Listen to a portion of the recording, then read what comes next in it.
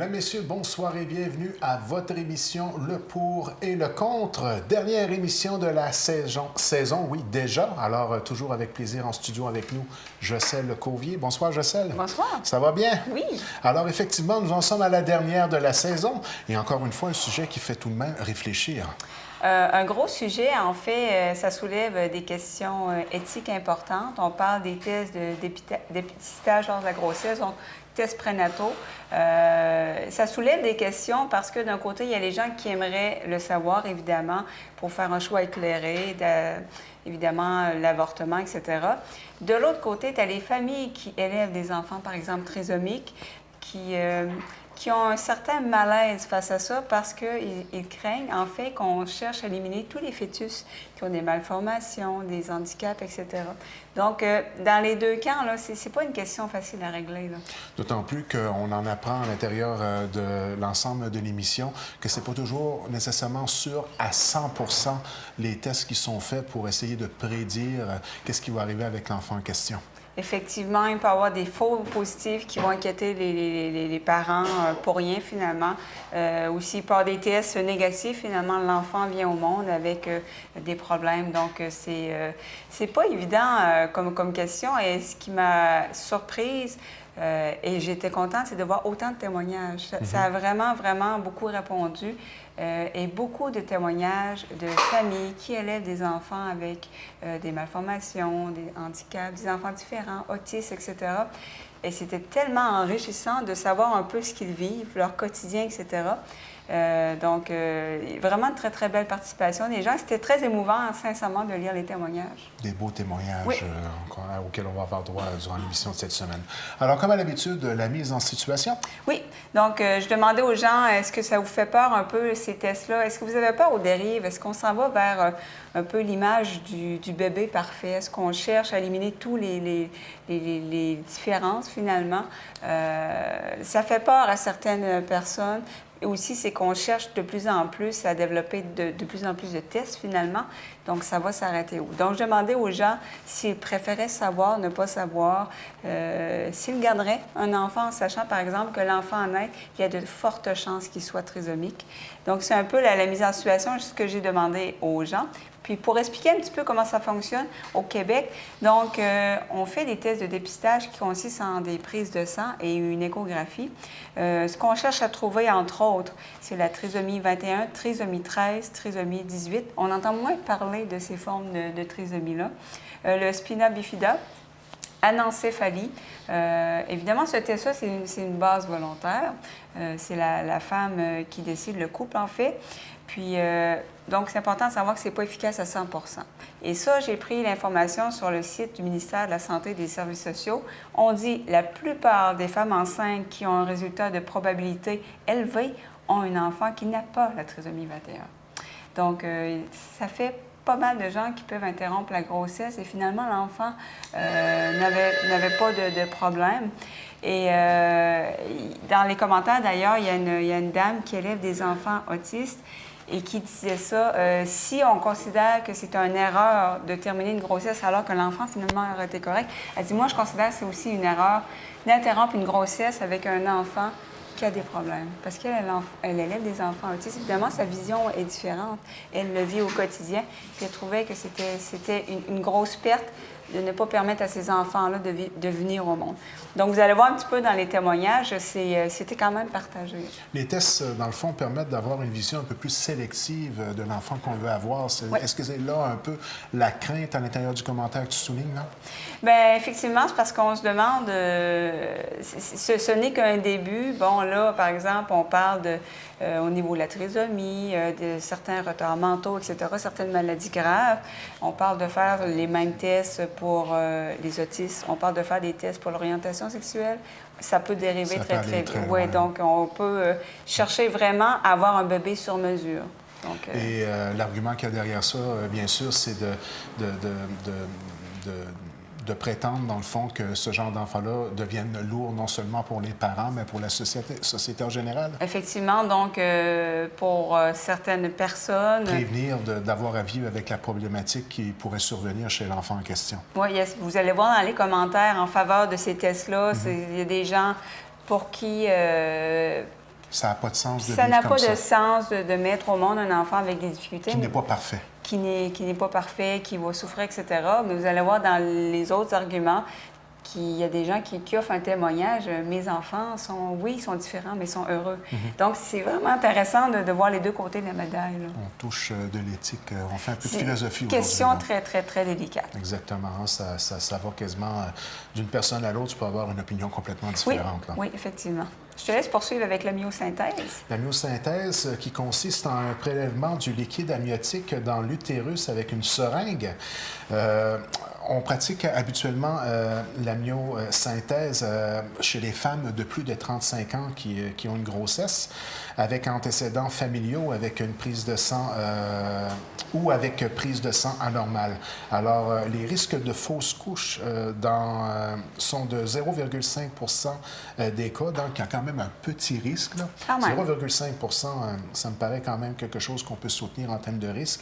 70 femmes perdent leur enfant chaque année au Canada à cause de ce test. Donc, on dit 0,5 ça frappe moins l'imaginaire qu'y aller avec un chiffre qui a tout simplement 70 femmes qui perdent leur enfant. Pour ça, j'ai mis le nombre, parce que moi aussi, le 0,5, je me disais, finalement, c'est faible. Quand tu dis 70 femmes vivent une fausse couche à cause du test. Donc, la myosynthèse, par exemple, si votre prélèvement sanguin est anormal, on va vous suggérer, il faudrait faire une myosynthèse pour il y a plusieurs, un exemple trisomique dans la famille, oui, des choses comme ça. Et plus l'âge est avancé, plus il peut y avoir un risque, malheureusement, dans ce sens-là. Oui. Les cliniques privées offrent de tester l'ADN du bébé au coût, malheureusement, de 500 Le résultat donne seulement une probabilité de risque, donc ce n'est pas un diagnostic complètement garanti.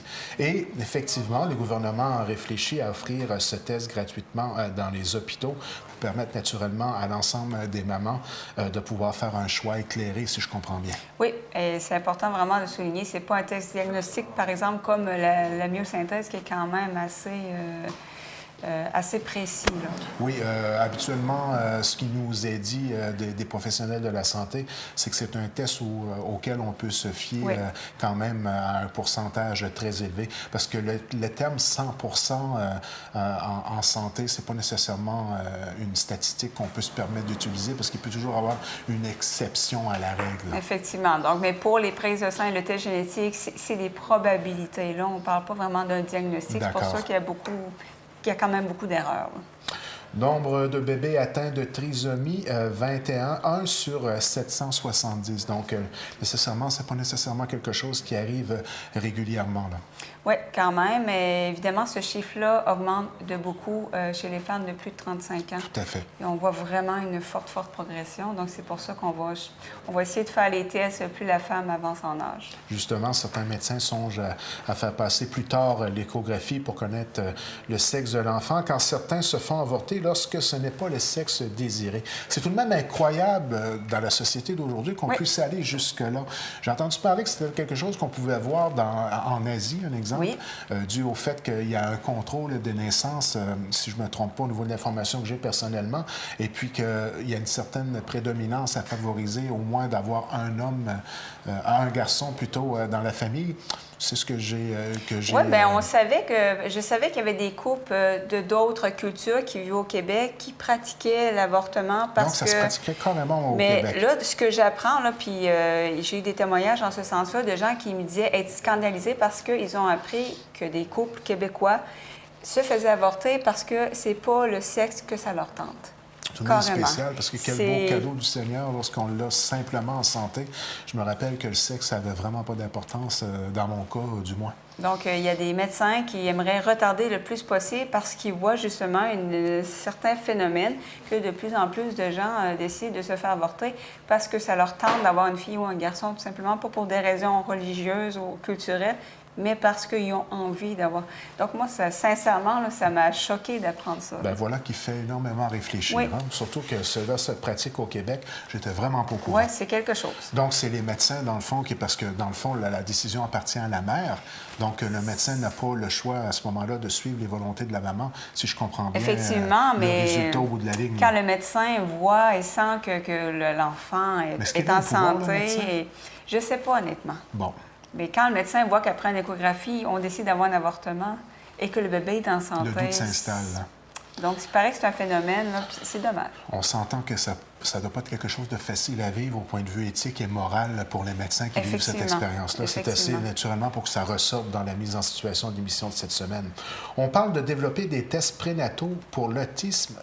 Ça, encore là, ça peut être quelque chose de compréhensible, peut-être, je dis bien, mais l'orientation sexuelle, oui. Est-ce qu'on peut en arriver jusque-là au niveau d'un test génétique aujourd'hui? Bien, en fait, il y a des gens, les scientifiques ne sont pas d'accord. Certains disent qu'il y aurait peut-être une cause génétique, etc. Donc, on essaie de développer des tests, mais on parlait même jusqu'à développer des tests pour connaître d'avance la couleur des yeux de l'enfant. Je veux dire, à un moment donné... Dans le fond, c'est de regarder jusqu'où, entre guillemets, le dérapage peut aller. Ça peut déraper très, très, très rapidement.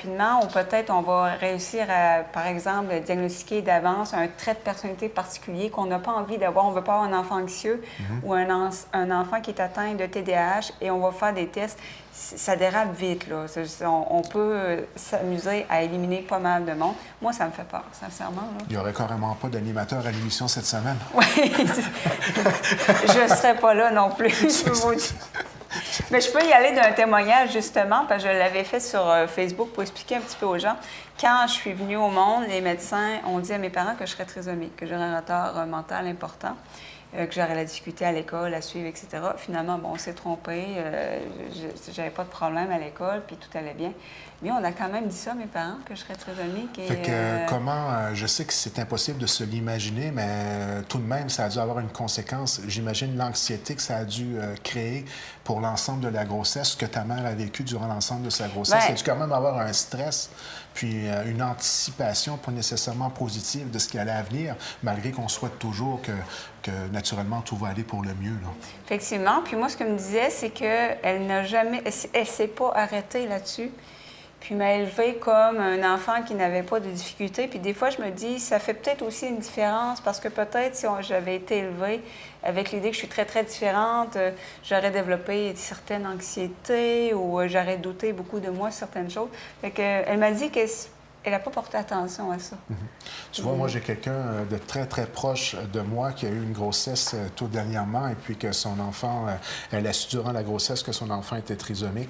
Puis ça n'a absolument rien changé au fait qu'elle veuille tout de même le garder, aller jusqu'au bout et pouvoir constater par elle-même comment tout ça allait se terminer. Puis maintenant, l'enfant est né. Effectivement, elle est trisomique, mais elle est extrêmement heureuse. Et je voyais dans un commentaire tout à l'heure, et je vais le reprendre tout de suite, c'est carrément un rayon de soleil dans leur vie. Définitivement. Ça, c'est revenu beaucoup. Comme quoi, ce sont des rayons de soleil, les enfants trisomiques, les enfants autistes, etc. Donc, oui, vous allez voir qu'il y a vraiment de très beaux témoignages. Moi, ce n'est qu'une signature particulière qu'ils ont, mais ça n'empêche pas de les aimer. Et d'autant plus qu'ils puissent avoir une qualité de vie tout à fait acceptable. Oui, puis c'est important de souligner, ce n'est pas un défaut. Tu sais, souvent, on emploie, des fois, c'est sans faire exprès, des termes comme ça. C'est une différence, pas une infériorité, une différence. Puis c'est comme ça que beaucoup aiment être perçus aussi, que ce soit les autistes. C'est seulement une différence. Il ne faut pas le faire de façon péjorative, que sont moins bien que nous, qui sont, je veux dire, parce que ça peut avoir une grosse portée, les mots qu'on utilise aussi. Très important de bien souligner cet aspect-là, parce que parfois, par le vocabulaire, on ne s'aperçoit pas qu'on est dans le dérapage total. Et on ne s'aperçoit même pas qu'on est en train de blesser l'entourage ou la personne en question. C'est involontaire. Ce n'est pas intentionnel, évidemment. Des fois, ça nous arrive. Péjoratif, là, est très bien utilisé pour ceux qui comprennent très bien le sens du mot en tant que tel. Effectivement. Donc, on débute avec les arguments pour. Oui. Donc, je débute. Je laisse débuter. Rassurant, un commentaire de DS. Ça m'a rassuré de savoir que mon bébé à naître bientôt aille bien. Je pense que ça demeure un choix personnel. On a toujours le libre arbitre d'accepter ou non ces tests. C'est sûr, lorsque le test est négatif, j'imagine que la grossesse se passe plus... Ça a quelque chose de rassurant. Oui, on a l'esprit plus tranquille, évidemment. On souhaite toujours un bébé en santé, le moins de complications possible. D'autant plus qu'on s'entend qu'aujourd'hui, avec la technologie et puis où on en est rendu au niveau du domaine de la santé, l'encadrement est tout de même assez professionnel et à la fine pointe de la technologie. On fait pas mal l'ensemble des tests nécessaires pour s'assurer que tout aille bien, là. Oui, et d'ailleurs, c'est sorti beaucoup dans les commentaires. On a des outils en médecine, pourquoi ne pas les utiliser pour essayer de détecter des choses? Donc, c'est sûr que je comprends la personne qui était rassurée. La plupart des femmes vont avoir un test négatif, en fait. Tout le monde, lorsqu'ils ont à vivre une grossesse, que ce soit au niveau du père ou de la mère, parce qu'effectivement, je suis tout à fait conscient que c'est pas le père qui porte l'enfant, mais le premier rendez-vous, c'est le médecin pour revoir le premier, entre guillemets, le premier check-up, là. On est toujours un peu nerveux. Ah, puis quand on sort de là, puis que ça va bien, puis tout est sous contrôle, effectivement, c'est extrêmement rassurant. Effectivement. Surtout si c'est le premier enfant. Là, j'en ai pas, mais autour de moi, j'ai des amis qui en ont, puis ils me disaient que c'est quelque chose, le premier enfant. Par contre, je peux te confirmer que quand tu vas au premier rendez-vous, puis que c'est pas nécessairement le cas, puis qu'il y a des inquiétudes, là, par exemple, c'est complètement l'inverse qui se produit au niveau de la façon avec laquelle on se sent personnellement, là. Puis d'ailleurs, il y a des gens qui m'ont dit, moi, j'ai pas voulu avoir le test, ça me tentait pas d'avoir une grossesse stressante. Si j'avais un test positif, je me connais, là, j'aurais focusé là-dessus pendant 1 mois. Donc, il y a des gens qui choisissent de ne pas faire le test parce qu'ils n'ont pas envie d'avoir une grossesse désagréable. Moi, j'ai aucun souvenir de ne pas avoir vécu le stress du premier rendez-vous. Toujours peur. Mon Dieu, j'espère que ça va bien aller. Puis, j'ai jamais eu le courage de dire on n'ira pas, ou on n'a jamais eu le courage conjointement. C'est un courage, de dire non. Regarde, advienne que pourra. Ouais, je pense que l'anxiété aurait tout de même été présente dans mon cas, mais remarquez bien que c'est personnel à chacun. Oui, effectivement. Pas dans la capacité de tout le monde. Ça, c'est quelque chose qui est beaucoup revenu aussi. ML, je serais personnellement capable d'élever un enfant avec un handicap grave, alors je dois dire que je suis à 100 % d'accord avec les dépistages. Pas que je manque d'amour, mais je manquerais sûrement d'énergie. Évidemment, les gens qui se sentent pas capables, souvent c'est ça, ils vont me dire, j'aurais pas les moyens financiers, j'aurais pas assez d'énergie, j'ai pas assez la santé, j'aurais pas la patience. Donc, évidemment, on a tous nos limites. Puis cette personne-là m'expliquait que dans sa famille, justement, il y a un enfant, il va toujours rester avec un âge mental de 2 ans. Puis il voit un peu, je pense que c'est son frère, il le voit aller, puis il ne se sent pas capable. Donc, quand tu en as eu un en famille, des fois aussi, tu peux te dire, je serais capable, je l'ai vu, je suis habituée, ou tu peux te dire, mon Dieu, j'ai vu, c'était quoi, je suis comme pas capable. Tu sais, ça dépend un petit peu. D'où le fait que c'est souvent admirable de voir des parents évoluer avec des enfants qui malheureusement, pas malheureusement, mais qui ne sont pas tout à fait à 100 % comme les autres. Là, ces petites attentions-là, cet encadrement, ce suivi-là plus serré va amener le parent des fois peut-être à s'investir, pas nécessairement moins s'investir qu'un parent qui a un enfant tout à fait normal, mais plutôt s'investir de façon différente. Et effectivement, on les voit aller, ces parents-là, puis on est porté à admirer la patience et l'investissement qu'ils font. Mais un enfant, à partir du moment où tu l'as, tu l'aimes tellement que tu ne t'assieds pas avec la calculatrice le soir pour savoir le nombre d'heures ou comment tu réorganises ta vie en fonction de faire en sorte qu'il ait un parfait bonheur. Oui, puis effectivement, ce que ça peut représenter, c'est qu'un parent reste à la maison. C'est souvent dans les témoignages que j'ai eus, un des parents reste à la maison pour s'occuper, par exemple, de l'enfant autiste parce que ça peut être plus difficile si les deux travaillent. Donc et avec le stress professionnel qu'on vit ces années-ci, effectivement, ça devient une très grande réflexion et ça devient difficile, disons, de dire... Personne se souhaite ça au départ. Hein? On souhaite tous d'avoir des enfants en parfaite santé. Je pense que c'est lorsque ça arrive qu'il faut apprendre à conjuguer avec la situation. Effectivement. Puis vous allez voir dans les commentaires tantôt que des fois, j'ai beaucoup aimé ce commentaire-là, des fois on se trouve des forces qu'on ne pensait pas. Bien, ça, c'est tout à fait vrai. Surtout pour nos enfants, on les aime inconditionnellement. Effectivement. Souffrance évitable, un commentaire de GS. Il y a des maladies tellement invalidantes et souffrantes que moi, je n'aurais pas le cœur de donner la vie tout en sachant que mon enfant va souffrir et probablement mourir en bas âge, comme j'ai déjà vu. Là, on parle de diagnostics probablement qui sont peut-être un peu plus graves dans la vision du commentaire que je viens de lire. Oui, bien, la personne, c'est une amie que je connais qui est atteinte d'une maladie rare, la même que moi, là. Qui s'appelle la maladie de Fabry. Donc, je l'ai connue justement à une conférence de maladies rares. Donc, je sais que c'est une personne qui s'implique puis qui est beaucoup là-dedans. Donc, elle en a vu des maladies de toutes les sortes, des maladies qui fait que le jeune enfant va décéder en bas âge, des choses très invalidantes. Donc, je comprends son point de vue, parce que c'est sûr, quand tu vois beaucoup de souffrance, que tu côtoies des maladies extrêmement graves, tu sais, tu dis, ça ne me tente pas de mettre au monde un enfant peut-être qui va souffrir beaucoup comme ça. Donc, c'est ça. Elle a vu, je sais qu'elle a vu beaucoup de choses, pas faciles à voir. D'un autre côté, on ne peut jamais savoir. Je veux dire, oui, la médecine peut dire que l'enfant, par exemple, va avoir le spina bifida, mais il y a plusieurs formes. Il y a des formes plus invalidantes que d'autres. C'est là que ça devient délicat parce que les tests ne permettent pas de juger la qualité de vie de l'enfant. Exactement. Ça devient vite un terrain glissant.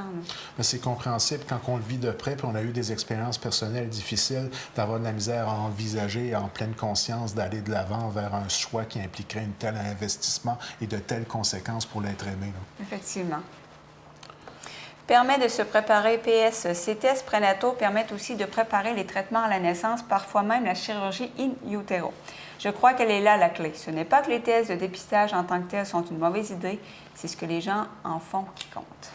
Très bon témoignage. Donc, c'est justement une personne qui a plusieurs enfants, qui a passé à travers cette batterie de tests-là. Puis, c'est un aspect que je trouve très intéressant parce que même si la personne désire garder l'enfant qui est trisomique, de le savoir avant, il y a des gens que ça les stresse, mais il y en a d'autres qui vont se dire, ben moi, ça me permet de me préparer. Parce que, évidemment, si tu ne sais pas, tu l'apprends à la naissance. C'est un choc. Avec le stress, l'accouchement, puis toutes les émotions, tu vois ton enfant pour la première fois, tu vois qu'il y a un handicap quelconque, ça doit pas être facile. Effectivement, lorsqu'on le sait à l'avance, on se prépare en conséquence, on s'assure d'avoir l'encadrement adéquat et même dès la grossesse, on est en mesure de préparer la première, la deuxième année de vie de l'enfant de façon très convenable. Et l'aide existe effectivement au niveau du gouvernement pour offrir ce genre d'encadrement-là. Naturellement, il y a tous les problèmes des maladies orphelines que bien souvent on se retrouve dans une situation où l'encadrement n'est pas aussi bien initié que pour d'autres cas, mais on essaie toujours, j'imagine, d'aller de l'avant vers un encadrement qui est adéquat pour tous. Tu l'as vécu, toi, oui. Le problème de maladies orphelines. Au départ, c'était un peu décourageant pour t'avoir côtoyé durant plusieurs années, mais par contre, on a fini par réussir à trouver quelque chose qui, quand même, te permet d'avoir une certaine qualité de vie. Corrige-moi si je me trompe. Bien, en fait, j'ai le traitement pour le lupus, mais le traitement pour la maladie de Fabry est toujours refusé par le gouvernement. Bon. Donc, on se bat toujours pour l'avoir. Mais c'est ça, c'est le problème des maladies orphelines. Donc, si tu apprends que ton enfant a une maladie orpheline, bien, la première chose, c'est d'entrer dans un groupe de parents. Moi, j'ai embarqué dans des groupes de maladies de Fabry, etc. C'est comme ça que j'ai rencontré la dame de tantôt. Puis, tu apprends un peu comment les gens s'y ont pris pour avoir le traitement, des trucs, etc. Donc, un parent qui apprend d'avance que son enfant va être trisomique, bien, s'il est sur des groupes de parents, ça aide. Puis avec Facebook, c'est merveilleux pour ça. Il y a des pages qui existent en toutes les langues sur à peu près toutes les maladies qui existent, même les maladies orphelines. Donc, tu peux avoir beaucoup de ressources, puis de lire d'avance, des fois des témoignages des parents aussi qui vont dire, ben, tu sais, c'est pas si pire que ça, on voit ça plus gros que ça l'est vraiment. J'imagine que ça doit tout de même être frustrant pour le parent en question lorsqu'un exemple, il sait à l'avance que son enfant va être victime d'une maladie orpheline et qu'il n'existe malheureusement pas l'ensemble de l'encadrement nécessaire. Le défi devient encore plus grand à ce moment-là, sans compter la frustration. Pourquoi moi? J'imagine que tout le monde se la pose cette question-là. Pourquoi ça arrive à mon enfant, à moi? On disait des statistiques tout à l'heure de 1 sur 770. C'est un peu, tu sais, on se demande pourquoi que ça a tombé sur moi, là, cette histoire-là, ou sur mon enfant, parce que pour un parent, l'enfant ou lui-même, ça en vient pratiquement au même à ce moment-là. Ça, c'est sûr que on sent comme une forme d'injustice. Pourquoi? J'ai une amie, moi, qui me disait, j'ai tellement fait attention à ma grossesse, j'ai tellement, tu sais, il y a des gens qui suivent tout à la lettre. Puis c'est comme ça, hein, c'est le hasard. Certaines révoltes, on se dit, il y a des gens qui font plus ou moins attention, puis eux, ça a bien été. Moi, j'ai fait super attention. Il veut pas, ça traverse l'esprit, tu sais, je veux pas avec la frustration, mais je veux dire, il n'y a personne, évidemment, qui mérite d'avoir des difficultés, qui de voir son enfant souffrir, etc. La maladie chez les enfants, c'est traumatisant, puis c'est pas facile à vivre. Quand on parle Téléthon Enfant Soleil, un exemple, moi, j'adore la cause, j'adore la façon avec laquelle l'émission allait monter et tout ça. J'ai terriblement de difficulté à suivre ce Téléthon-là, dû au fait qu'on rencontre des situations là, qui sont... moi, ça me traumatise pratiquement. Oui, surtout, ben moi, j'ai pas d'enfant, je me fais une petite idée, mais quand tu as des enfants, il semble que c'est... Ah non. On pense à nos propres enfants, c'est quelque chose. D'où je disais l'admiration que j'ai par rapport aux parents qui relèvent ce défi-là Oui. jour après jour et puis qui gardent le cap avec un moral Chapeau, adéquat. moi, je les admire profondément. Oui, c'est de très grandes personnes. Puis d'ailleurs, ce qui m'a donné le sujet de l'émission, c'est Janine Suto, qui est décédée il n'y a pas longtemps, qui s'occupait de son enfant trisomique, si je ne me trompe pas. Ah, je n'étais pas au courant. Et qui était fière. Je pense qu'elle a 2 filles. Je pense que c'est Mireille Desglin, son autre fille, qui est une actrice connue. Puis elle a un enfant trisomique et elle l'amenait partout. Elle était fière, elle l'amenait partout, son enfant trisomique. Elle s'en occupait. Et puis c'est revenu dans les témoignages, là, les gens l'admirent beaucoup. Une grande dame, vraiment. Là. Oui, puis c'est des gens, c'est des enfants qui sont capables d'amour eux aussi. Oui. En ce qui concerne les enfants trisomiques précisément, là, situation que je connais quand même assez bien. Donc, nous devrions toujours avoir le choix, un commentaire de GS. Pour ce qui est des familles qui choisissent ou non de garder l'enfant à naître ou pas, c'est à mon humble avis un choix à savoir si oui ou non nous faisons face à la musique ou non. Et peu importe le choix de la personne, on ne devrait jamais juger ce choix-là. Effectivement, hein, c'est la base. Puis oui, ça peut être tentant de juger des gens qui ne partagent pas nos opinions. J'ai une vision idéaliste. Je pense que si j'aurais un enfant handicapé, je le saurais. D'après moi, je le garderais. C'est dans mes valeurs. Mais je ne peux pas juger un enfant, une personne qui ne garde pas l'enfant. On n'est pas à sa place. Peut-être que dans sa vie, dans sa situation actuelle, on ferait la même chose, je ne sais pas. Ouais. Mais on ne peut pas... c'est sûr que moi... j'aime l'idée qu'on laisse une chance à ces enfants-là, mais d'un autre côté, je comprends que si quelqu'un ne se sent pas capable, il ne l'élèvera pas dans les bonnes conditions. Il faut penser à ça aussi. Moi, je suis du côté de y aller dans le sens où laissons le choix à la mère. Le choix final à la mère. C'est délicat parce que moi, il y a une dame qui m'a écrit, elle dit, moi, c'est important, la vie, c'est sacré. Si j'apprenais que mon enfant était trisomique ou peu importe, je le garderais. Mais elle dit, mon mari, c'était clair, non, on ne le garde pas. Elle dit, sincèrement, je ne sais pas ce que j'aurais fait. Finalement, l'enfant est venu au monde, aucun problème.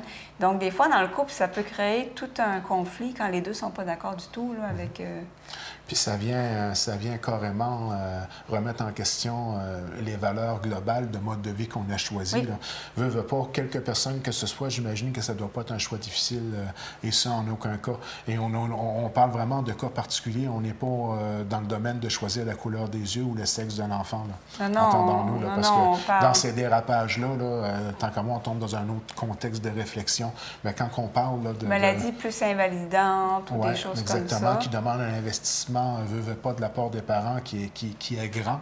Là, à ce moment-là, respectons les choix de chacun là-dedans, selon les valeurs et le code de vie qu'on s'est donné à ce moment-là. Sans ça, je pense qu'on tomberait dans un autre genre de dérapage, là.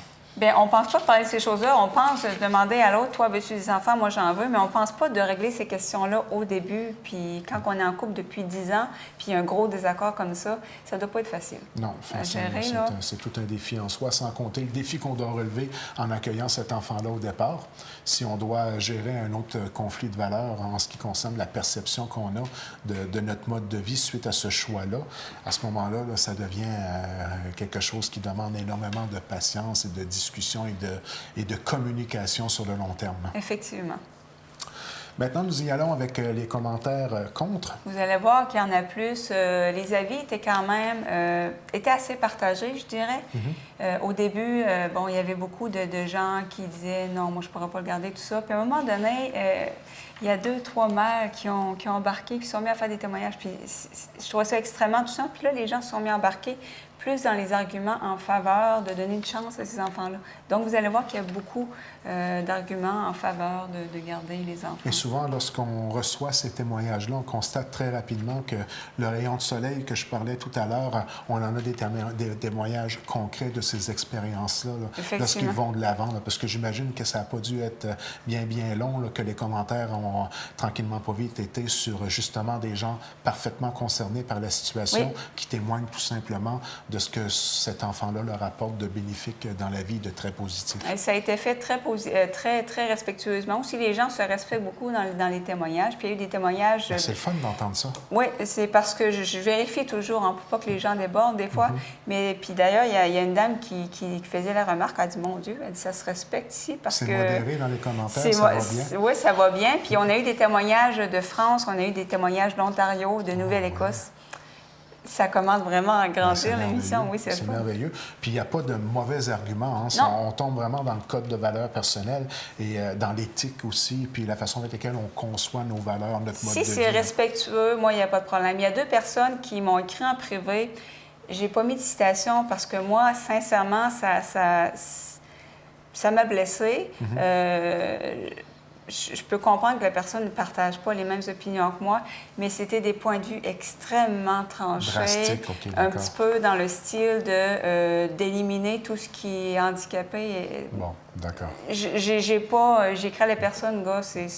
On recherche l'équilibre à l'intérieur de l'émission et on ne cherche pas à détruire un parti par rapport à l'autre. Je trouvais que ça débordait, là. Puis je crois que notre objectif à l'intérieur de l'émission, c'est plutôt de créer la discussion et de faire avancer le sujet de façon à avoir une vision la plus objective possible de ce qui devrait être le mieux pour notre société actuelle, sans prétendre qu'on est des prédicateurs et qu'on a la vérité absolue. Là. Exactement. Donc, je pense qu'on amène les 2 côtés de la médaille. Tout à fait. Puis j'essaie toujours dans les stations de m'arranger pour que les 2 camps sont respectés. Comme je disais, il y avait des points de vue des fois un petit peu plus extrêmes que je sentais que ça aurait énormément blessé les familles qui s'occupent d'enfants. Donc, je n'étais pas à l'aise les mettre. Commentaire qui vient bien cibler la mission de l'émission, qui va bien terminer la saison et bien introduire la prochaine dans le sens où on va pouvoir, on met quand même carte sur table sur la façon avec laquelle on veut apporter comme message à l'intérieur de l'émission Le Pour et le Contre. Oui, et ce qui est bien, c'est que les gens qui m'ont écrit des choses plus intenses, ils me les ont écrit en privé, ils m'ont dit « Je sais que si je mets ça sur ton mur, ça va blesser des gens. » D'accord. Quand même, les gens ont eu ce respect-là de me dire ça. Et souvent, ces commentaires-là, ça peut être aussi un essoufflement ou des expériences personnelles très négatives qui ont amené à avoir peut-être une vision un peu plus, comme tu le disais, pas drastique, l'autre mot que tu as utilisé, le plus disons, strict. Oui, il y a des points de vue plus rigides. Puis rigide, ouais, donc, il y avait une personne qui donnait son point de vue, puis il y avait entre autres une personne autiste, c'est une amie qui m'a envoyé le commentaire, qui vit très mal le fait d'être autiste, qui regrette d'être là. Ça m'a brassée quand je l'ai lu, mais en même temps, je me dis, c'est ce qu'il vit. Il a droit de vivre ça, il a droit de... C'est difficile de vivre aujourd'hui en société avec tous les outils que le bon Dieu nous donne dès le départ. Fait qu'à partir du moment où on a certains handicaps, on doit faire face à cette société-là qui est parfois méchante malgré notre handicap, notre faiblesse quelle qu'elle soit. Et à ce moment-là, il faut être drôlement bien outillé, bien entouré et avoir l'aide nécessaire pour faire face aux défis de la société, de la vie d'aujourd'hui. Et ces gens-là ont le droit aussi d'exprimer qu'ils sont plus capables, les gens malades. Moi, je suis fatiguée, j'aimerais mieux pas être là. Ils ont le droit d'exprimer ça aussi. Puis, je veux dire, les témoignages, là, que ce sont des rayons de soleil, les mères m'ont quand même dit, c'est pas reposant. Il y a des fois, là, j'étais tellement épuisée. Au bout du rouleau, c'est déjà pas facile d'élever des enfants. Elle dit, il y a des fois, là, tu n'es plus capable. Mais je l'aime tellement, mon enfant. Je ne peux pas regretter une seconde qu'il soit là. Donc, c'est ça qui était très... Et l'amour de l'enfant n'est jamais remis en question. Non. Mais par contre, effectivement, ça peut demander beaucoup. Et il faut être capable de le reconnaître, ceux qui entourent ces personnes-là, qui ont à vivre ces défis-là. En tant que société, on a un devoir aussi j'irai pas jusqu'à dire de compassion, mais du moins de compréhension et agir en conséquence d'eux, parce qu'à quelque part, on est tous responsables de la qualité de vie du milieu dans lequel on évolue. Là. Oui, on en est tous responsables. C'est sûr et certain que si on a une vision, je vais prendre un exemple qui est complètement à l'opposé du sujet d'aujourd'hui, mais en ce qui concerne le racisme, si on agit, si on laisse la société, puis si on laisse des commentaires aller dans ce sens-là, on transforme notre société, on la moule en fonction de la façon avec laquelle on l'aperçoit et on la communique. Si on ne fait pas attention, effectivement, le dérapage va être total. C'est très, très facile. C'est revenu beaucoup dans les commentaires. C'est tellement facile de déraper avec ce sujet-là. Ça touche beaucoup de choses dans la société, de valeurs. Donc, Ah oui, c'est quelque chose. On termine la saison en grand. Hein? Oui. Donc, est-ce que je débute? D'accord. D'accord. Donc, argument contre, ce sont des rayons de soleil. Hein? On en parle depuis le début de l'émission de ce commentaire-là, un commentaire de SD. Ayant une fille déficiente, non, je ne regrette rien. Elle est notre rayon de soleil dans notre famille et son entourage. Si elle avait été trisomique, on l'aurait reçue avec tout notre cœur et notre amour. Donc, très beau témoignage. Et la personne, parfois, moi, je coupe le commentaire parce que ça serait trop long à mettre pour l'émission, mais la personne continue en disant, mais je respecte quelqu'un qui fait le choix d'interrompre une grossesse. Je respecte ça, mais elle dit, moi, en tant qu'individu, je ne regrette pas une seconde.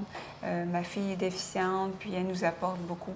Donc, il faut, tant qu'à moi, en tant que société, respecter les deux aspects. Oui. Si on accepte de le garder, eh bien, on offre l'aide nécessaire allant de l'avant pour relever le défi, relever la responsabilité que ça représente. Mais si de l'autre côté, la maman, pour X raison, décide, elle, de ne pas aller de l'avant, que cet aspect-là aussi soit respecté et qu'on donne l'ensemble de l'encadrement nécessaire pour aller de l'avant, parce que quel que soit le choix, ça implique une responsabilité.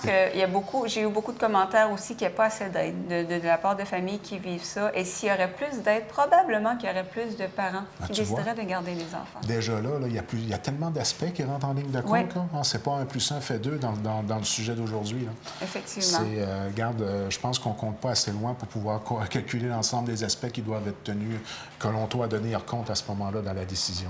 Là. C'est pas un sujet simple. Les tests se trompent. Donc, on l'a dit tantôt, ML. À notre premier bébé, le médecin nous a dit qu'il avait plus de 50 de chances d'être trisomique et en fin de compte, il est en parfaite santé, mais la grossesse a été vraiment désagréable à cause de ça.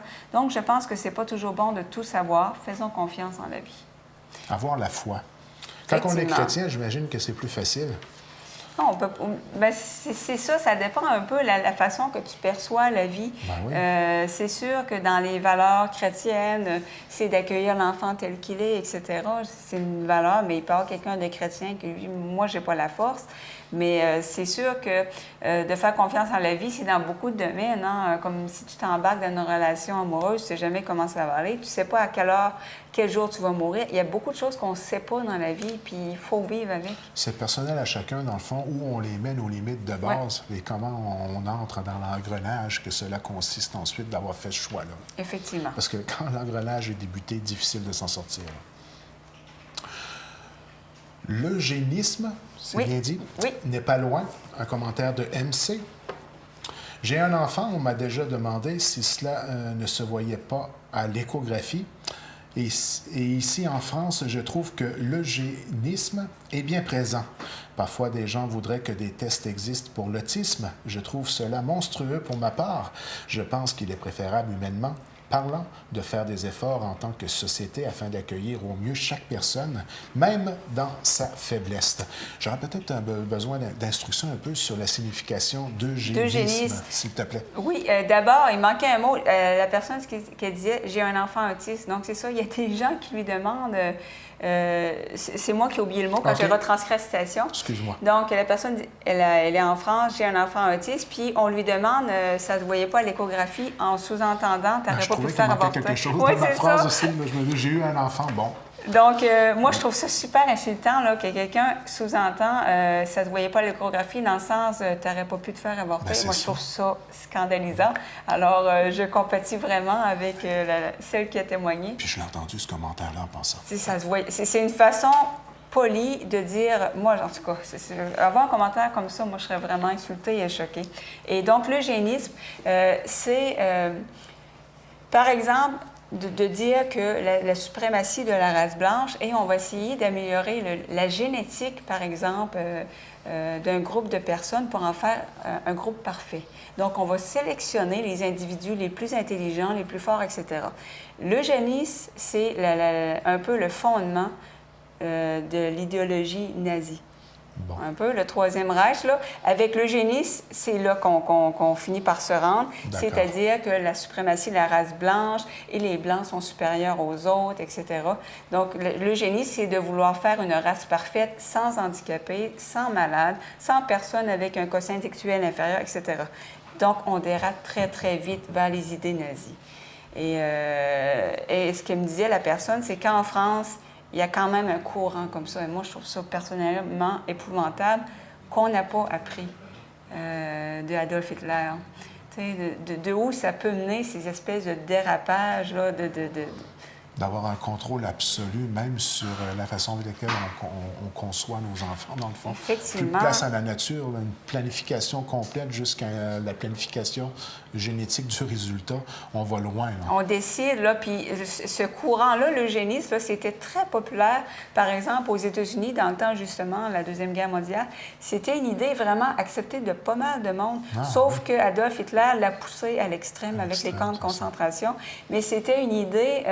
j'ai vu des photos et il y avait des prix décernés aux familles les plus parfaites, les plus intelligentes, les plus jolies physiquement, les plus forts. Donc, on a essayé de faire des super familles en sélectionnant génétiquement, en faisant reproduire des... On a fait une émission, oui, ben c'est ça. J'avais montré une photo, on a essayé de faire des super familles en sélectionnant les meilleurs membres, en les faisant se reproduire. En tout cas... C'est ça, c'est que ça dérape facilement, ce genre d'idée-là. Là. Et heureusement, on a passé à autre chose. Mais semble-t-il qu'en France, il y a certaines personnes, puis au Québec aussi, hein, il y a des mouvements néo-nazis. On voit ça chez la race canine, hein, chez les chiens, là, de faire des croisements. Pour on faisait un peu comme des chiens. Chien parfait, là. Bien, on faisait ça. On prenait comme un peu les chiens, là, celui qui a gagné tel concours, puis on essayait... Les chevaux aussi, on fait ça. Donc, on faisait un peu ça avec l'humain. De tel étalon. Et on cherchait à éliminer...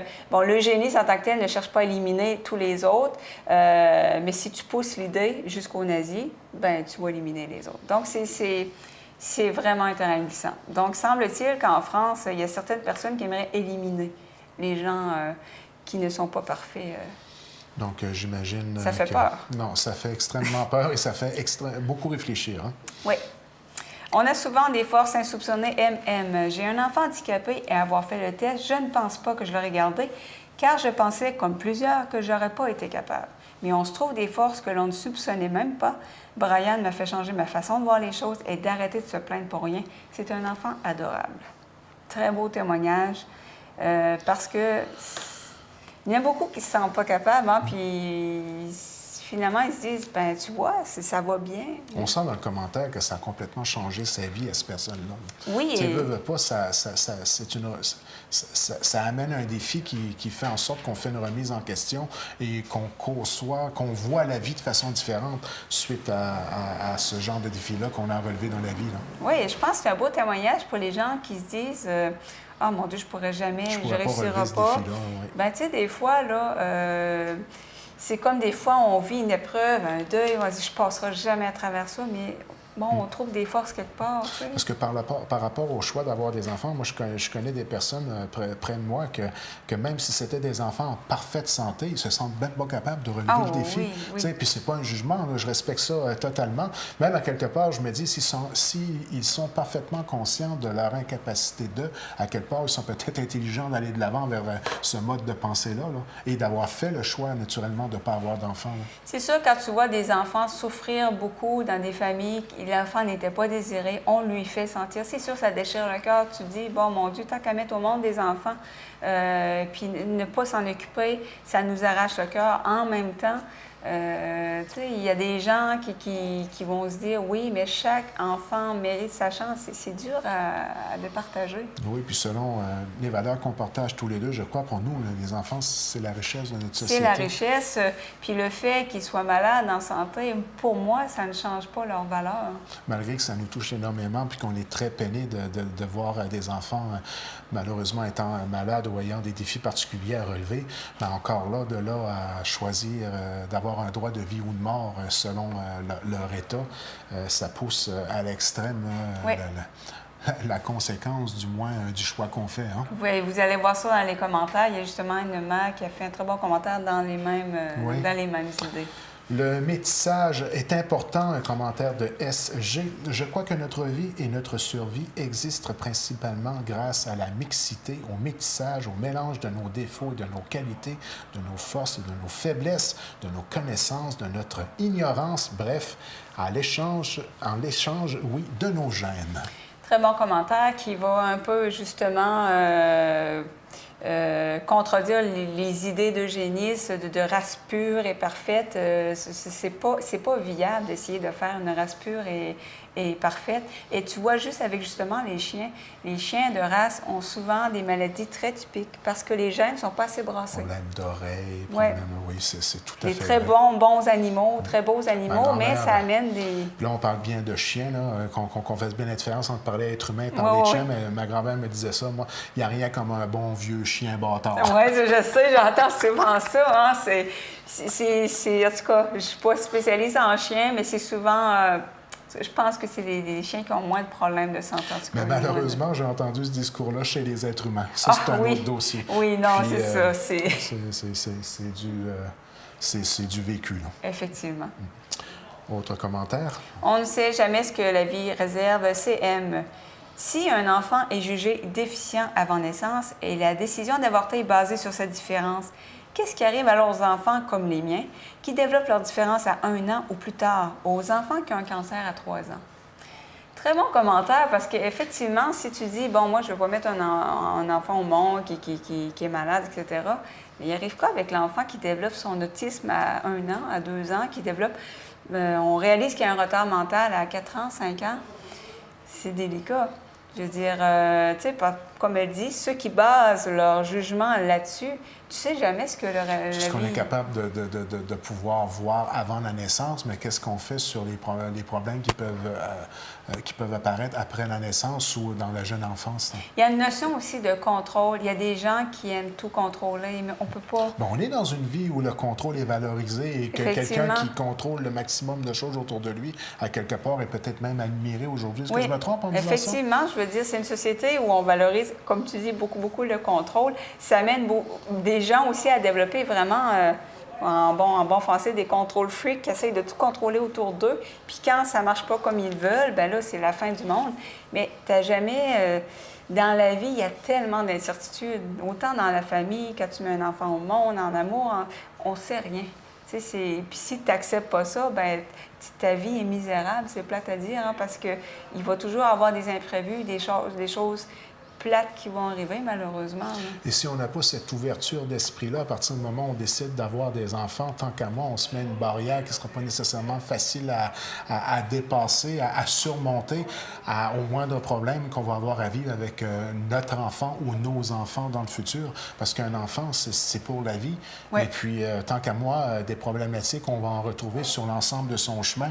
Et ça ne sera pas nécessairement exclusivement relié à la maladie en tant que telle. C'est un défi de tous les jours. Tant pour les parents que pour les enfants. Parce que le cheminement des parents, il peut avoir des petites jambettes parfois, là, que ça ne vient pas nécessairement de l'enfant, la problématique qu'il va avoir à être vécue à ce moment-là. Là. Mais oui, parce que... Donnons-nous chacun la chance de pouvoir vivre, non?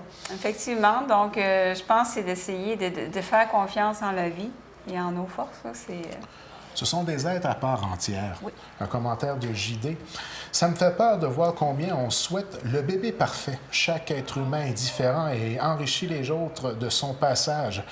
Pour avoir été intervenant auprès de personnes vivant avec la trisomie 21, ce sont aussi des gens au potentiel incroyable. Et on parle de quelqu'un qui a travaillé très près avec ce genre de clientèle-là. Ça, c'est une personne aussi qui a eu un enfant qui a refusé le test de trisomie, elle et son conjoint, parce qu'elle disait « j'ai pas envie d'embarquer dans cette histoire-là de bébé parfait ». Puis elle était prête à peu importe l'éventualité. Puis ce que disait aussi, les enfants trisomiques, on les voit comme des êtres malheureux, mais ils ont des rêves comme nous, ils rêvent de travailler, de rencontrer l'amour. Puis on en voit, il y a justement un ami qui m'envoyait des vidéos, puis on voyait entre autres un café tenu par des gens atteints, je pense que c'est du syndrome de Down. Puis il avait l'air tellement heureux. Tous les employés étaient atteints de cette maladie-là. Et puis, il y a beaucoup de choses pour les gens autistes, les gens trisomiques, etc., pour les valoriser, pour leur faire des travaux qu'ils sont capables de faire. On serait surpris. On les sous-estime souvent. J'ai vu sur les réseaux sociaux, moi, un restaurant qui engageait pour le service aux tables exclusivement des gens ayant la trisomie. Ben voilà, donc... Et puis, il semblait avoir une ambiance tout à fait adéquate à l'intérieur du restaurant, pour ne pas dire que ça donnait quasiment le goût d'y aller. Oui, effectivement. Donc, moi, j'ai vu les vidéos dans les cafés, puis là, il y en a une, ils disaient qu'ils ont chacun leur personnalité, puis il y en a une, elle, c'était les câlins, sa spécialité, elle allait voir les clients aussi, c'était tellement cute. Ah oui, ils sont tout à fait aimables. On ne peut décider de la vie des gens, CM. J'ai 4 enfants, dont 2 atteints d'autisme. Terminer leur vie sans qu'ils aient eu la chance de jouir des mêmes privilèges que les autres, ce n'est pas mon droit. Je ne suis pas juge de qui vit et qui meurt. La vie d'un enfant n'est pas jetable si facilement pour moi. Aucun test prénatal m'aurait fait juger la qualité de vie de mes enfants et décider à quel niveau ils devraient vivre ou mourir. On voit ici un commentaire où la personne a carrément un choix de valeur personnelle très solide et puis qui s'y tient parfaitement. J'adore ce témoignage parce que quelqu'un, 2 enfants autistes, 4 enfants, c'est une grosse famille aujourd'hui, 4 enfants. Oui. Puis j'aime vraiment, parce que ça rejoint beaucoup mon idée, sincèrement.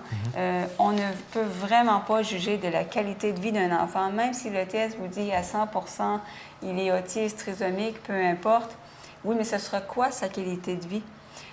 Difficile de le prévoir. Oui, donc, très, très beau commentaire.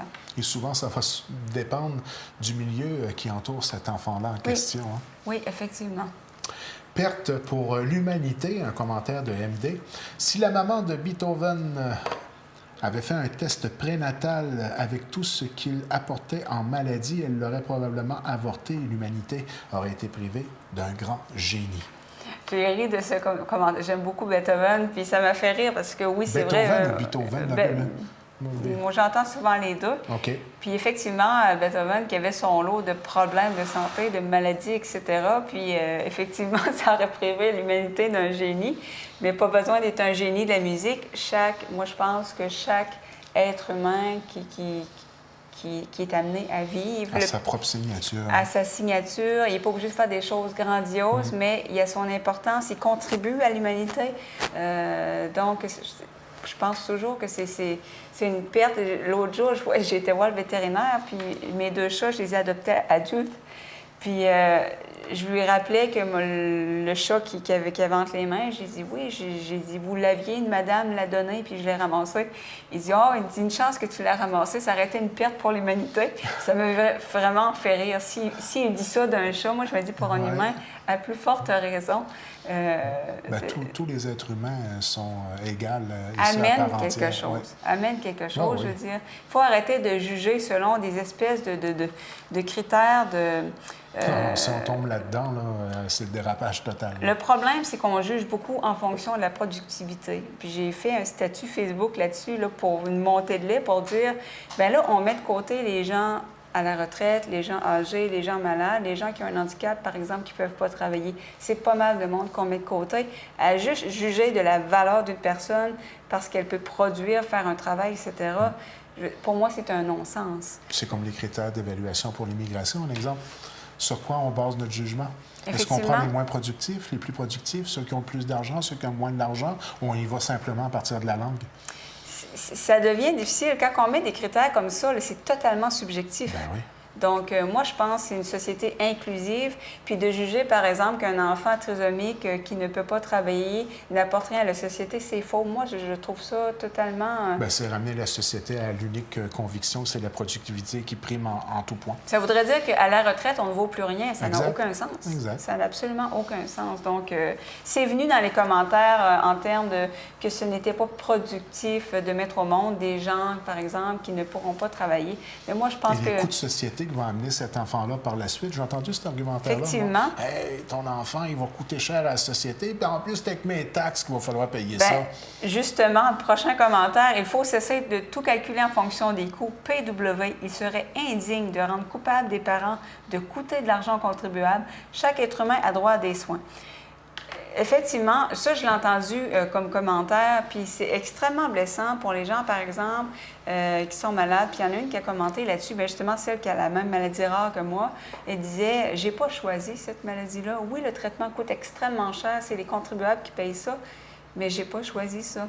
Puis la personne qui a commenté ça, elle dit « Moi, ce qui me fâche, c'est qu'on va reprocher à un enfant trisomique de coûter à la société, mais à côté, on va avoir une personne qui se fait transplanter un foie parce qu'il a trop bu toute sa vie. Puis après ça, même après l'opération, il ne fait pas attention, la greffe ne fonctionne pas. Il a enlevé le foie à quelqu'un qui peut-être lui faisait super attention. Il dit « Moi, ça, je ne suis pas à l'aise avec des gens qui vont coûter cher à la santé. » qui s'en fout complètement de ne pas faire attention. Il dit c'est pas aux enfants trisomiques, aux enfants autistes qu'il faut reprocher de coûter à la société. Quand on parle le coût de santé de la cigarette, le coût de santé de la mauvaise alimentation, le sucre est rendu l'ennemi public numéro 1 au moment où on se parle en termes de santé. Et à ce moment-là, on a aussi un choix de société à faire par rapport à ça. La personne qui se fait soigner pour un cancer du poumon ou justement une transplantation à la limite pour aller à l'extrême de l'exemple. Et puis, tout de suite après, va dehors pour fumer une cigarette avec ses nouveaux poumons, par exemple. Là. Effectivement. Je veux dire, à quelque part, là, je veux dire, voilà des choses qu'il faut tenir compte dans la réflexion globale de tout ça. Il faut faire attention. Si vous reprochez à des enfants qui ont des problèmes de coûter à la société, assurez-vous de ne pas coûter à la société. Parce que souvent, ces commentaires-là, c'est plate à dire. Moi, venez de gens qui fumaient, etc. C'est ça.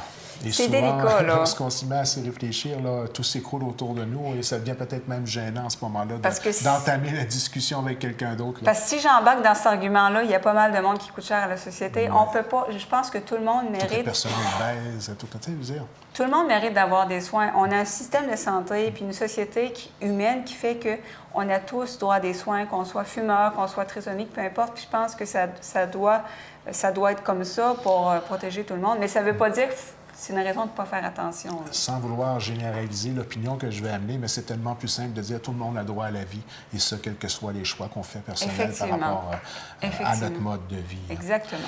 Solidarité, un commentaire de SG. Nous sommes probablement tous porteurs de facteurs de risque génétiques dont la plupart n'étaient pas ou ne sont pas encore accessibles à l'analyse. Effectivement, j'imagine que d'ici quelques décennies ou plus tard quelques centaines d'années, on va pouvoir dire précisément toi, ça vaut à peine que tu te reproduis. Toi, reproduis-toi. Tu as trop de risques de ci, trop de risques de ça. On s'en va là, hein? Je suis persuadé. Là, je suis en train de perdre mon risque génétique, dont la plupart n'étaient pas encore ou ne sont pas encore accessibles à l'analyse. Nous vivons donc, malgré des avancées importantes en médecine, sous le voile de l'ignorance. C'est ça, j'en suis persuadé. Et c'est pourquoi le choix de la solidarité n'est pas seulement plus éthique, mais aussi plus prudente. Quand je disais de simplifier, de dire tout le monde y a droit justement à l'accessibilité aux soins de santé, un exemple. C'est un débat qui fait actualité même aux États-Unis en ce moment avec Obamacare ou ces choses-là. Tu sais, l'accessibilité à la vie, l'accessibilité à un régime de santé, à être soigné, d'avoir les moyens de pouvoir le faire. Ce sont tous des choix qui font appel aux valeurs ou aux codes de société qu'on se donne. Là. Effectivement. Donc, de porter un jugement sur, par exemple, bon, cet enfant naître-là va coûter cher, etc. Oui, mais si dans 50 ans, là, on juge que les tests sont tellement poussés qu'on sait qu'à 40 ans, tu vas avoir un cancer extrêmement rare là, qui va coûter cher. On fait quoi, là? Puis on décide, bien, on ne te mettra pas au monde parce qu'à 40 ans, tu vas nous coûter pas mal cher. Ça s'arrête où? Ça devient vite délicat, là, parce qu'on ne connaît pas le futur. Puis on a tous, malheureusement, des défauts génétiques, des maladies qu'on va connaître à 50, 60 ans, des fois à 20, 30 ans. On est avec des malformations, souvent, on l'apprend quand on a un problème. Mais qui peut se vanter d'être né parfait, là? Exactement. Il y en a eu un, puis ils l'ont crucifié. Exactement. Donc, c'est très délicat quand on embarque là-dedans, parce que, comme très bon commentaire, on porte tous des défauts génétiques et des problèmes. Et le dernier commentaire de la saison 2016-2017. Alors, je termine avec ce commentaire-là parce que je le trouve très, très intéressant. C'est toujours la dame qui a 4 enfants, dont 2 enfants autistes. Nous jugeons du bonheur par nos standards personnels. CM. Je ne crois vraiment pas que mes fils autistes sont malheureux. Ils sont pleins de sourires et de moments épanouis. Si je jugeais leur qualité de vie basée simplement sur ce que la société accepte comme normal, alors la pente devient extrêmement glissante. Excellent commentaire, parce que c'est revenu, bien là, on n'est pas pour faire des enfants malheureux. Sur quel jugement tu te bases pour dire qu'un enfant autiste est malheureux, qu'un enfant trisomique est malheureux? Les enfants trisomiques, je pense que c'est les gens les plus souriants que j'ai eu à voir dans ma vie. Je ne dis pas qu'ils n'ont pas de souffrance, qu'ils n'ont pas des... Tu sais, c'est sûr que ça ne doit pas être facile pour eux. Mais qui peut se vanter aujourd'hui de ne pas en avoir de souffrance? C'est l'exemple que je leur ai donné, c'est tu as des gens aveugles et pauvres heureux, tu as des gens riches en santé malheureux. Oui, il y a ce qui t'arrive dans la vie, mais c'est encore plus l'attitude qui va faire que tu es heureux ou pas heureux. Puis de commencer à juger, par exemple, d'un point de vue extérieur. les gens savent, je suis malade depuis que j'ai 14 ans, j'ai plusieurs maladies, des maladies rares. Ma vie n'est pas toujours facile. Il y a des journées, je suis découragée. D'un point de vue extérieur, peut-être qu'une personne se dirait, mon Dieu, moi, si j'aurais ça, j'aimerais aussi bien pas être en vie. Mais il y a probablement personne qui aime plus la vie que moi. J'adore la vie. Je regrette pas une seconde d'être au monde. Je suis heureuse d'être là. Donc, tu peux pas juger d'une autre personne. Il y a une autre personne, là, elle va seulement avoir une petite chose à notre avis, puis elle préférerait pas être là. Tu sais, il y a un monsieur qui a passé à... Tout le monde en parle. Il avait une maladie, puis il disait qu'il voulait avoir l'aide à mourir maintenant parce que il va se retrouver dans un fauteuil roulant bientôt et pour lui, il perd toute sa dignité dans un fauteuil roulant. Moi, personnellement, j'aimerais mieux être dans un fauteuil roulant que décéder. Mais lui, c'est lui. Lui, pour lui, c'est non, il est mieux pas être là. Donc, tu vois que les personnes sont différentes. Tu as des gens dans un lit d'hôpital qui vont être heureux, qui vont faire rire tout le monde autour d'eux. Tu en as d'autres qui sont en santé, mais ils vont être tristes à mourir. C'est là où l'importance vient de respecter le choix de la personne éclairée et qui a un équilibre mental permettant de faire ce choix personnel-là. Pour ça que dès la fin des commentaires je disais ça, c'est important de respecter le point de vue de la personne concernée. Oui. Et à partir de ce moment-là, bien là, les conséquences qui viennent par la suite, c'est là où on tombe dans l'éthique, les valeurs philosophiques de la chose. Mais à quelque part, on doit tout de même respecter le choix personnel de chacun et la façon de laquelle on interprète tout ça. Oui, puis prenez le temps de vous informer. Moi, je suis contente, je ne connaissais pas beaucoup de parents qui élevaient des enfants avec des difficultés. Puis unanimement, tous les parents qui ont écrit, qui ont fait des témoignages, m'ont dit que leurs enfants, ils sont tellement heureux. C'est ressorti, il n'y a pas de parent qui m'a dit « Moi, mes enfants, quand je les vois, ils ont l'air tout le temps en souffrance. » Ils me disent « Ils sourient tout le temps, ils sont heureux, ils ont leurs mauvais jours comme tout le monde. » Mais c'est beaucoup ressorti « Mes enfants sont heureux. » Et à nous, en tant que citoyens, en tant que société, d'avoir l'ouverture justement à donner l'aide nécessaire à l'ensemble des parents qui décident de relever ce défi-là naturellement. Parce qu'à quelque part, on est tous responsables de notre qualité de vie générale. Hein? On ne sait pas si ce ne sera pas nous, il suffit d'un accident. Exactement. Et les rôles sont totalement inversés. Il faut faire attention avec ça. La chose certaine, ce n'est pas nécessairement un sujet facile pour terminer la saison, mais un sujet qui a fait réfléchir et qui a créé des discussions à la maison, ça, j'en suis persuadé, ce qui est un peu la mission de base de l'émission. Hein? Effectivement, donc c'est important de voir les deux points de vue, de comprendre les deux points de vue. Puis moi, je me dis, si l'émission a servi aux gens à voir, à juger avec d'autres yeux, d'arrêter de juger selon nos standards à nous. C'est totalement subjectif. Mes standards à moi, ça peut être pas les mêmes que ceux des autres. Pour remettre en question simplement une conviction suite à un commentaire ou à un témoignage, mission accomplie. Oui, donc en tout cas, espérons que la discussion va poursuivre à la maison. Et merci encore à tout le monde d'avoir participé. Et les mamans qui ont fait des témoignages sur ce qu'elles vivaient, là, moi, sincèrement, j'ai beaucoup appris et je vois les choses avec un nouveau regard. Et moi aussi, je me disais, mon Dieu, ces enfants-là doivent souffrir. Puis, mon Dieu, ça m'a fait du bien. Moi, je dirais admiration par rapport à ceux qui ont décidé de façon très éclairée ou tout simplement parce que la vie a mis cette situation-là sur leur chemin, d'y faire face avec tout l'investissement que cela demande.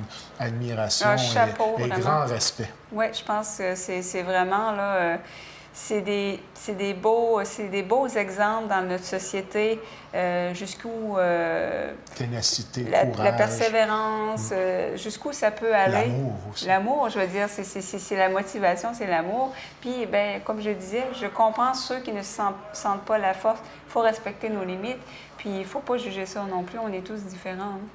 Encore une fois, cette année, ça a été un très, très grand plaisir de participer à cette émission avec toi, à la réalisation, à la recherche et à l'animation de cette émission-là. Ce que j'ai eu grand plaisir à découvrir vers la fin de la saison, c'est que de plus en plus de personnes participent à l'émission. On commence à même devoir faire des tris très sérieux au niveau des commentaires qu'on a naturellement à partager avec vous à la maison. Donc, est-ce qu'on peut prétendre, parce que notre slogan habituel, c'est de dire que la beauté de la chose, ça revient la semaine prochaine, mais ce qu'on peut dire, la beauté de la chose, c'est que ça va revenir en octobre prochain? Oui, ça va revenir en octobre. Moi, je pense que j'ai vraiment un beau petit bassin de gens. À chaque semaine, ils ont hâte que le sujet arrive, ils répondent. Puis il m'envoie des articles, tiens, pour le contexte, la recherche, ça serait bon. Donc, c'est vraiment très, très interactif, puis c'est le fun. Bien, encore une fois, félicitations pour ton excellent travail. Et on vous remercie naturellement à la maison de prendre le temps de participer à l'émission de par vos suggestions, Oui. bien sûr, et surtout par rapport à nécessairement vos commentaires. Alors, on va souhaiter, j'imagine, un superbe de bel été Oui. à l'ensemble de nos téléspectateurs et au plaisir de se revoir en octobre prochain.